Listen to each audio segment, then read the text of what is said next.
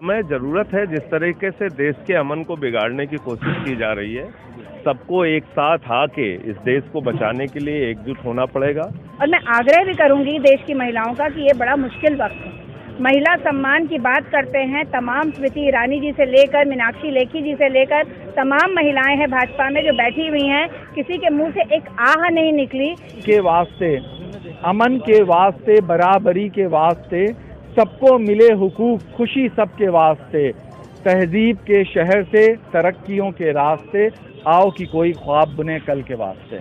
आपको कहूँगा, ए चिरागो बुझ भी जाओ तो मलाल मत करना, ए चिरागो बुझ भी जाओ मलाल मत करना।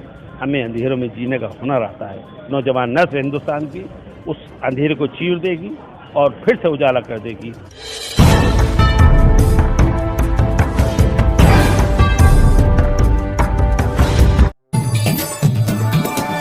हिंदू मुस्लिम एकता को बढ़ावा देने के लिए तमाम कार्यक्रम हो रहे हैं। इस बीच में हमारे साथ संजय सिंह जी मौजूद, जो यहाँ कार्यक्रम रखा गया था एक हिंदू मुस्लिम भाईचारे की बात। सर, क्या महत्वपूर्ण बात है? देखिए, इस समय ज़रूरत है जिस तरीके से देश के अमन को बिगाड़ने की कोशिश की जा रही है, सबको एक साथ आके इस देश को बचाने के लिए एकजुट होना पड़ेगा। और उससे सबसे अलग बात यह है कि भाई हिंदू मुसलमान के चक्कर में देश का तो बंटाधार कर रहे हैं, ये लाखों करोड़ रुपए टैक्स माफ़ कर रहे हैं, लाखों करोड़ रुपए कर्ज माफ़ कर रहे हैं, पूंजीपतियों के लिए सरकार चला रहे हैं, गरीब आदमी पे महंगाई लाद रहे हैं। तो इसका सबका विरोध करना पड़ेगा। नहीं, हम लोग यूनाइट हों, एक साथ हों और जो बुनियादी मुद्दे जनता की ज़िंदगी से जुड़े हुए हैं उस पर काम करें। चलिए, बहुत बहुत शुक्रिया। हमारे साथ संजय सिंह मौजूद थे, आम आदमी पार्टी के राज्यसभा सांसद, जिन्होंने ये बताया कि एकता और भाईचारे पर मिलजुल कर काम करना पड़ेगा। सदर जाफर जी मौजूद हैं, उनसे बात करेंगे कि महिलाओं का क्या योगदान है और किस तरह से जो है इस मुहिम को आगे बढ़ाएंगे। देखिए, चाहे वो महंगाई हो, चाहे वो बिल्किस बानो जैसे तमाम और हाथरस और उन्नाव की बेटी का मसला हो महिला सम्मान का, चाहे वो बढ़ती हुई कम्युनलिज्म का मसला हो, हर मसले के अंत में जो सबसे ज़्यादा तकलीफ उठाती है वो है महिला।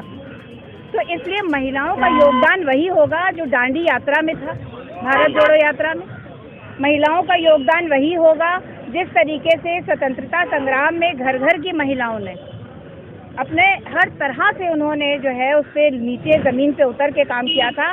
और मैं आग्रह भी करूंगी देश की महिलाओं का कि ये बड़ा मुश्किल वक्त है। महिला सम्मान की बात करते हैं, तमाम स्मृति ईरानी जी से लेकर मीनाक्षी लेखी जी से लेकर तमाम महिलाएं हैं भाजपा में जो बैठी हुई हैं, किसी के मुंह से एक आह नहीं निकली कि जब बिल्किस बानो के 11 बलात्कारियों को, दंगाइयों को, खूनियों को छोड़ दिया गया, उन्नाव हाथरस की बेटियों के साथ जब बुरा हुआ, रात के अंधेरे में जला दी गई, एक महिला नहीं बोली। तो इसलिए ज़रूरी है कि देश की महिलाएं साथ आएं और भारत जोड़ो यात्रा से जुड़ें। एक अहम संदेश क्या होना चाहिए जिसमें हिंदू मुस्लिम तमाम जातियों के लोग मिलकर जो है एक मोर्चा जिस तरह से खोल रहे हैं और लगातार जो है प्रयास कर रहे हैं कि एक मंच पर आके बात कही जाए? देखिए, इस वक्त हमें तय करना पड़ेगा बहुत सफाई से कि हम भाजपा के साथ हैं कि हम देश के साथ हैं। यदि हम देश के साथ हैं, उन सारे सार्वजनिक संस्थानों के साथ हैं, हम देश के मूल्यों के साथ हैं, जो हमारी जो प्रियम्बल में जो लिखा हुआ है, प्रस्तावना में लिखे हुए वो सारे जो मूल्य हैं, आइडियल्स हैं, अगर हम उनके साथ हैं तो हमें भाजपा के खिलाफ एक मंच में आना पड़ेगा। हो सकता है हमारे मतभेद हों, लेकिन जब देश के ऊपर इतना बड़ा संकट है, जब रिजर्वेशन लगातार ख़त्म किया जा रहा है, नौकरियां ख़त्म की जा रही हैं, कहा जा रहा है कि अब बैंकों में भी अग्निवीर लागू हो जाएगा, ऐसे हालात में रोजगार ख़त्म किया जा रहा है, ऐसे में भी अगर देश के युवा, देश की महिलाएं, देश के बुजुर्ग नहीं साथ आए तो ये हिंदू मुसलमान का मसला नहीं। हिंदू मुसलमान जो है वो एक धुंध है जिसको सामने खड़ा करके उसके पीछे ये तमाम चीज़ें की जा रही हैं। हम दो हमारे दो जो हैं वो हम दो जो हैं वो हमारे दो वालों को बेचे दे रहे हैं सब कुछ। तो ऐसे में अगर अभी भी देश का युवा निकलकर सामने नहीं आया, महिलाएं नहीं आई, तो फिर देश को कौन तो मुस्लिम जाने दीजिए, वो हाथरस के जो बेटी थी हमारी, क्या उसके मुख्यमंत्री थे? अगर थे तो उन्होंने अपने डीएम को भेज के उसको धमकाया, डराया क्यों? उन्नाव में जो बच्ची के साथ इतना बड़ा दुष्कर्म हुआ, उसका आधे से ज़्यादा परिवार मार दिया गया, जिसको प्रियंका गांधी जी ने आगे बढ़कर टिकट दिया उसकी माता जी को, ऐसे में क्या उसके मुख्यमंत्री थे? क्यों सेंगर को उन्होंने नहीं? उनका एक कहना था कि कहीं ना कहीं जो है कांग्रेस या प्रियंका गांधी इस पर राजनीति कर रही है। बलात्कार हुआ था कि नहीं हुआ था? लड़की का एक्सीडेंट हुआ कि नहीं हुआ, उसका आधार पर इसमें क्या प्रियंका जी ने क्या राजनीति करी है? आवाज उठाना अगर दलितों के लिए, शोषितों के लिए, वंचितों के लिए, बलात्कार पीड़ितों के लिए आवाज उठाना अगर राजनीति है, तो इसी राजनीति के लिए हम राजनीति में हैं। और राजनीति यही होती है, पैसा कमाना, महल बनाना, अपने भाजपा के कार्यालय बनाना, उसको सुसज्जित करना, ये राजनीति नहीं होती है। तो क्या एक संदेश देना चाहेंगे जिसमें लोग एकजुट होकर रहें, मिलजुल कर काम करें? मेरा बस इतना है कि भाई आपके हो सकता है कि मतभेद हो सकता है आपको लगे कांग्रेस के साथ आपका मन जुड़े ना जुड़े, लेकिन इस वक्त बात कांग्रेस को बचाने की नहीं है। राजनीतिक दल तब बचेंगे जब देश बचेगा, उसके मूल्य बचेंगे, हमारा रिजर्वेशन बचेगा, हमारी नौकरियां बचेंगी, शिक्षा संस्थान खत्म हो रहे हैं, शिक्षा संस्थान बचेंगे। इसलिए इस वक्त सारे मतभेद किनारे करके जो सबसे बड़ी विपक्षी पार्टी है उसके साथ आना पड़ेगा। हम ये नहीं कहते सब कांग्रेस में विलय कर लें, लेकिन हमारा कहना यह है कि सबको मतभेद भुला के एक बैनर के तले आना पड़ेगा। उस बैनर पे लिखा हुआ है भारत जोड़ो। चलिए, बहुत बहुत शुक्रिया। हमारे साथ सजब जाफर जी थी और तमाम और भी लोग मौजूद हैं, इनसे बात करेंगे कि सर आज इस कार्यक्रम में आए, क्या कहना चाहेंगे? क्या इस समय जो है वो देश एक डूबती हुई नाव की तरह है, सबको मिलके इस नाव को बचाना है, बस यही एक मकसद है। बहुत बहुत धन्यवाद। इस कार्यक्रम में हमारे साथ बीडी नकवी जी हैं जो पूर्व न्यायाधीश हैं, वो भी हमारे साथ मौजूद हैं, उनसे बात करेंगे सर आज के कार्यक्रम के बारे में। जी देखिए, आज का प्रोग्राम बहुत ही कामयाब रहा और इस प्रोग्राम का थीम ये था कि समाज के अंदर जो नफरत के बीज बो दिए गए, जो नफरत फैल गई है, उसको कैसे कॉम्बैट करें, कैसे काउंटर करें। मार्टिन लूथर किंग जूनियर ने कहा था, hatred can not beat the hatred, only love can beat the hatred.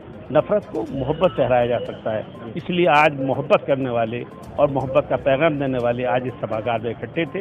वो बहुत ही पॉलिटिकल पार्टीज के थे। इसका मैसेज अच्छा जाना चाहिए और हम एक खूबसूरत हिंदुस्तान देखना चाहते हैं, जिसकी हम कोशिश भी करेंगे और जिसकी हम उम्मीद भी करते हैं। मैं इस शेर से अपनी बात को कहूँगा, ए चिरागो बुझ भी जाओ तो मलाल मत करना, ए चिरागो बुझ भी जाओ मलाल मत करना।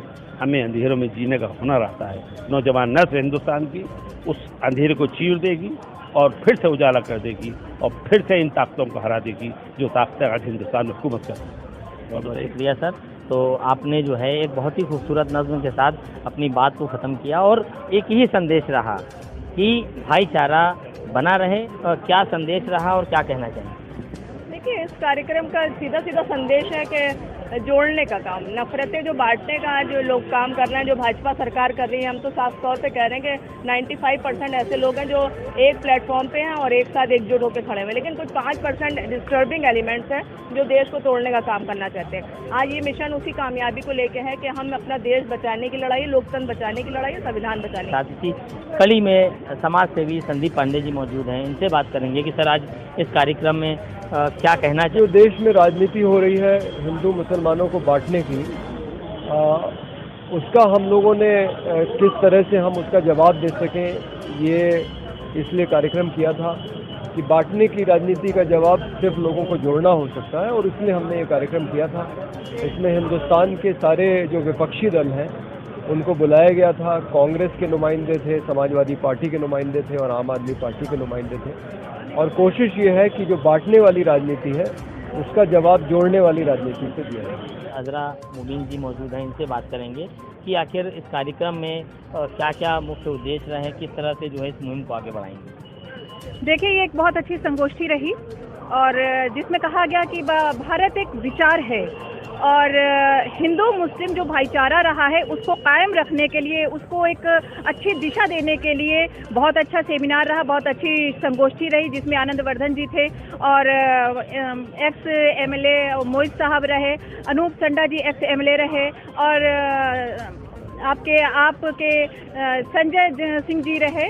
तो बहुत अच्छे और कन्हैया लाल जी रहे। तो बहुत अच्छे वक्ता इसमें पार्टिसिपेट किए और एक अच्छा ये मैसेज दिया गया कि जिस तरीके से ये संघी मनुवादी सरकार जो काम कर रही है, भाईचारे को, हिंदू मुस्लिम एकता को खत्म करने का जो काम कर रही है, तो जहां तक इससे एक मैसेज गया कि इसके अलावा संघी पार्टी के अलावा जो भी सभी मतलब कांग्रेस, सपा, बसपा, जो भी मतलब अदर पार्टीज हैं, वो सभी एक प्लेटफॉर्म पर आ करके इस भाईचारे को कायम करने का काम करेंगी और जो संघी मनुवादी सोच के लोग हैं उनको उखाड़ फेंकने का काम किया जाएगा। ये एक बेहतर समाज में मैसेज दिया गया है। चलिए, बहुत बहुत शुक्रिया। और इसी बीच में हमारे साथ कुछ ऐसे लोग मौजूद हैं जिनका तारुफ कराना, मैं आपको बताऊं कि लगातार कोविड काल से लेकर तमाम ऐसी सेवाएं हैं जिसको लेकर के हमारे साथ इमदाद इमाम जी मौजूद हैं, जिन्होंने लगातार समाज की सेवा में काफ़ी अपना समय बिताया है और आज इस कार्यक्रम में उपस्थित हैं। इनसे बात करेंगे कि जो आज ये कार्यक्रम हुआ है इसमें कहाँ तक के इस मुहिम को आगे बढ़ाया जा सकता है और क्या कुछ इसमें खास रहा था। देखिए, इसमें सभी पार्टियों के लोग आए थे और बात जो हुई वो यही हुई कि हिंदू मुस्लिम एकता पे जोर दिया गया कि जो एक माहौल बनाया जा रहा है, कुछ अफराद ऐसे हैं कि जो उस माहौल को ख़राब करना चाहते हैं, बाकी सब लोग बहुत अच्छे हैं। तो इस प्रोग्राम के बाद ये एहसास हो रहा है कि बहुत थोड़े लोग हैं जो बुरे लोग हैं, ज़्यादा अच्छे लोग हैं। और यहाँ पे सब अच्छे लोग इकट्ठा होकर उन्होंने समाज को जोड़ने का काम किया और ये जो अपनी स्पीच दी, जो अपने पैगाम दिए, जो मैसेज दिए, वो यही दिए कि सत्ता में भी उन अफराद को लाएं जो समाज को जोड़ने का काम करते हैं, उन अफराद को न लाएं कि जो समाज को तोड़ने का काम करते हैं या तफरीक़ा पैदा कर रहे हैं या ऐसी हिंदू मुसलमान बांट रहे हैं, मस्जिद मंदिर बांट रहे हैं। और अभी मिसाल यही दी गई कि जब कोविड आया था तो पूछ के नहीं आया था कौन हिंदू है कौन मुसलमान। गैस के सिलेंडर की कमी हिंदुओं को भी हुई, मुसलमानों को भी हुई। या पेट्रोल के दाम अगर बढ़ रहे हैं तो वो अगर हिंदू 100 रुपये में खरीद रहे हैं तो मुसलमान भी 100 रुपये में खरीद रहे हैं। तो ये सब चीज़ें सिर्फ मुद्दों को भटकाने का काम जो किया जा रहा है, तो उसको ये है कि एक इंसान का ये जो कहा जाता है इलेक्शन जब कोई पार्टी जीतती कि ईवीएम हैक हो गया, तो यहाँ पे ये क्या कि ईवीएम हैक में यहाँ दिमाग को हैक कर लिया जाता है। जी जी। डीपी रॉय जी मौजूद हैं, उनसे बात करेंगे कि सर अहम मुद्दा यही था कि भारत जो एक देश है वो बहुत्ववादी देश है, जिसको हम अंग्रेजी में प्लूरलिज्म कहते हैं। तो ये प्लूरलिज्म की जो कॉन्सेप्ट है कई ऐतिहासिक कारणों से वो फ्लरिश नहीं कर पाए। तो अभी समय आया कि हम उसके बारे में लोगों को जानकारी दें, सचेतन करें, ताकि हम अपने आप को सिर्फ धर्म की भाईचारा पर सीमित ना रख के, जिसको लिंगुअल प्लूरलिज्म कहते हैं, जिसको कल्चरल प्लूरलिज्म कहते हैं, जिसको मतलब आप रीजनल प्लूरलिज्म कहते हैं, उस पर भी हम ध्यान दें। जैसे अगर प्लूरलिज्म को अहम मुद्दा बनाते हो तो की वर्ड बनता है टॉलरेंस, कि आप जो बोली नहीं कहते हो you have to be tolerant to that language. आप जो खाना नहीं खाते हो you have to be tolerant to that food. आप जो कपड़े नहीं पहनते हो you have to be tolerant to that costume. तो this is actually the diversified character of India, जिसको नेहरू जी ने कहा यूनिटी इन डाइवर्सिटी। सम और अदर आज के दिन में जो शासन चल रहा है उसकी मोनोनेशन अप्रोच के चलते, हिंदी हिंदू हिंदुस्तान के अप्रोच के चलते, ये जो यूनिटी इन डाइवर्सिटी की जो कॉन्सेप्ट है उसमें डाइवर्सिटी आज मतलब कॉम्प्रोमाइज़ होने लगे हैं। तो हमारी ये प्रचार जो है, जो संगोष्ठी जो है, जो राउंड टेबल कॉन्फ्रेंस हो रहा है, उसका मकसद यही है, लक्ष्य यही है कि हम ये डाइवर्सिटी को अपहोल्ड करने की कोशिश करें, ताकि भारत अपने पहचान जो शुरू से रहा, सदियों से रहा, कोई उसको बदल ना सके। कोई प्लूरलिस्ट इंडिया और हिंदू मुस्लिम एकता मंच के बैनर तले आज हिंदू मुस्लिम एकता को बढ़ावा देने का नाम बताइए। मैं दीपक कबीर हूँ लखनऊ से और हम लोग सामाजिक भूमिकाएं अदा करते हैं शहर के अंदर। सर, सबसे पहला सवाल ये आता है कि जिस तरह से जो है एक भाईचारे की मुहिम को बढ़ाया जा रहा है, आज तमाम राजनेता, तमाम दलों के लोग यहाँ पर मौजूद थे, क्या मुख्य बात रही और आपकी तरफ से क्या संदेश? देखिए, जाहिर सी बात है, इस पूरे कार्यक्रम का एजेंडा था कि हमें एकता की ज़रूरत है। एकता की ज़रूरत इसलिए क्योंकि हमें बांटा तभी जाता है जब हम बुनियादी समस्याओं पर लड़ना शुरू करते हैं। उस लड़ाई को कमज़ोर करने के लिए हमेशा बांटा जाता है। ये अंग्रेज़ों ने भी शुरू किया था और अभी भी हो रहा है। महंगाई है, बेरोज़गारी है, मज़दूरों के साथ समस्याएं हैं, सब मिलकर लड़ने ना लगें, इसलिए बांटा जाता है। चूँकि यहाँ पे जितने लोग उपस्थित थे उनका मंशा है कि बुनियादी मुद्दों पे बात होनी चाहिए, इसलिए उस एकता को बनाए रखने की ज़रूरत है और वो हर पार्टी का पहला एजेंडा है। वो देश के संविधान का एजेंडा है। देश की ज़रूरत है कि देश सभी का है, सबको मिलजुल कर रहने की ज़रूरत है। एकता तोड़ने वालों की साजिश को पहचानना ज़रूरी है और वो बेनकाब करने के लिए इस तरह की बैठकों की ज़रूरत है। जी, शिमला आता है, एक दलित बच्चा, एक जो है ब्राह्मण समाज के लोग वहाँ के मटके का पानी पी लेता है, ये बहुत एक बड़ा सवाल आता है इसको, और बच्चे को टीचर मार मार के उसकी हत्या कर देता है। ये बड़ा सवाल नहीं है, इससे बहुत बड़े बड़े सवाल इस देश में जाति को लेकर हो चुके हैं।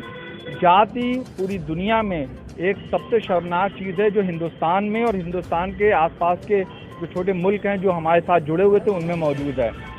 किसी को जन्म के आधार पर नीचा या कमज़ोर या छोटा साबित कर देना, ये तो मतलब अन्याय है, और उसको विचारों में ना रख के, विचारों में बहुतों के अंदर अभी है, वो जाते जाते जाता है, लेकिन उसको ज़मीन पे उतार देना, बच्चे को मार देना, मटकी ना छूने देना, कपड़े ना छूने देना, उसके साथ दुकानें अलग करना। इस देश के अंदर आप किसी जाटव की, किसी संतार कम्युनिटी से लेकर, किसी वाल्मीकि कम्युनिटी से लेकर, कोई सफाई कर्मी का लेकर, आप उसे खाने का किसी होटल नहीं देख सकते। क्यों नहीं देख सकते? क्या वो चाय की दुकान खोलेंगे, अपना नाम लगा देंगे तो चाय नहीं बिकेगी? हमारा समाज एक सड़ा हुआ समाज है जाति के मामले में, और ऐसे में इस तरह की घटनाओं को अगर सख्ती से रोका नहीं गया, क्योंकि संविधान में बराबरी मौजूद है, पर खुलेआम संविधान को चलाने वालों के अंदर गैर बराबरी है। पुलिस थानों में गैर बराबरी मिल जाएगी आपको, संसद में मिल जाएगी, विधानसभाओं में मिल जाएगी, मंत्रियों के बीच मिलेगी, स्कूलों में मिलेगी। तो पूरे इंस्टीट्यूशन में संविधान में बराबरी है, पूरे इंस्टीट्यूशन में गैर बराबरी है। इसे सख्ती के साथ कुचलना पड़ेगा। ये लड़ाई बहुत पहले से चली आ रही है। अम्बेडकर ने इसे बहुत बड़े पैमाने पे उठाया था, केरल में कम्युनिस्टों ने बहुत बड़े पैमाने पे उठाया था, और आज अगर ये हो रहा है तो निहायत शर्मनाक है, और हम सबका सर झुका रहता है इस वजह से। 4 लाइनें आपको कह देता हूँ। अमन के वास्ते, बराबरी के वास्ते, सबको मिले हुकूक, खुशी सबके वास्ते, तहजीब के शहर से तरक्कियों के रास्ते, आओ कि कोई ख्वाब बुने कल के वास्ते। बहुत बहुत शुक्रिया। इसी तरह से तमाम लोगों ने अपनी बात कही और हिंदू मुस्लिम एकता को लेकर एकजुट होकर एक मंच पर आने की बात कही है। लखनऊ से कैमरा पर्सन जगदीश कुमार के साथ आलम, जनतंत्र भारत।